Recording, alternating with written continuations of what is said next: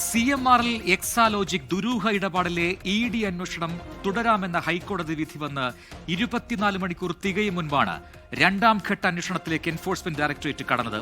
വീണ ടിയെ ചോദ്യം ചെയ്യുന്നതിന് മുൻപുള്ള വിവരശേഖരണമായിരുന്നു ലക്ഷ്യം. 12 ഇടങ്ങളിൽ 40 ഉദ്യോഗസ്ഥരുടെ നേതൃത്വത്തിലാണ് നിർണായക റെയ്ഡുകൾ ഇന്നുണ്ടായത്. PMLA കേസ് പ്രഥമദൃഷ്ടിയാൽ നിലനിൽക്കും. CMRലും എക്സാലോജിക്കും തമ്മിൽ നടത്തിയിട്ടുള്ള ദുരൂഹ ഇടപാടിൽ EDക്ക് അന്വേഷണം തുടരാം. ഹൈക്കോടതി ജസ്റ്റിസ് TR രവിയുടെ ഈ ഉത്തരവ് പുറത്തു വന്നതിന് പിന്നാലെ ED പണി തുടങ്ങി.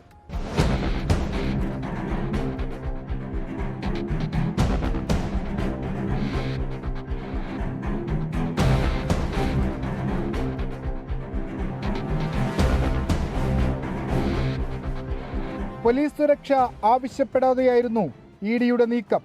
പുലർച്ചെ 6 മണിയോടെ പരിശോധന ആരംഭിച്ചു. കൊച്ചി, കോഴിക്കോട്, കണ്ണൂർ, തിരുവനന്തപുരം, ബംഗളൂരു എന്നിവിടങ്ങളിലായി 12 കേന്ദ്രങ്ങളിൽ റെയ്ഡ്. ഇതിൽ പിണറായി വിജയന്റെ കണ്ണൂരിലെ വീടും നിലവിൽ വാടകയ്ക്ക് താമസിക്കുന്ന തിരുവനന്തപുരത്തെ വീടും കോഴിക്കോട് മുൻ മന്ത്രി മുഹമ്മദ് റിയാസിന്റെ വീടും ഉൾപ്പെടുന്നു. മുഖ്യമന്ത്രിയുടെ മകളായ വീണ തൈക്കണ്ടിയുടെ സാന്നിധ്യങ്ങൾ ഉണ്ടായിടങ്ങളിലായിരുന്നു പ്രധാന പരിശോധന.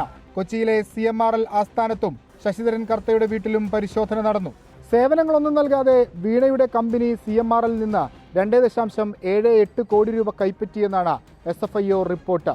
CMRലും എക്സാലോജിക്കും തമ്മിൽ നടത്തിയിട്ടുള്ള സാമ്പത്തിക ഇടപാടുകളുടെ രേഖകൾ ഇന്ന് നടത്തിയ പരിശോധനയിൽ പിടിച്ചെടുത്തിട്ടുണ്ട്. ഇത് രണ്ടാം തവണയാണ് CMRL മാസപ്പടി കേസിൽ ED റെയ്ഡ് നടത്തുന്നത്.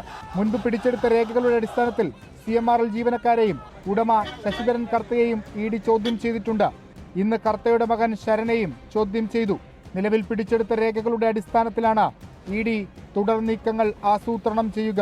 അതിൽ വീണ തൈക്കണ്ടിയുടെ ചോദ്യം ചെയ്യലാണ് ഏറെ നിർണായകം. വിഷ്ണു സുരേഷ്, 24, കൊച്ചി.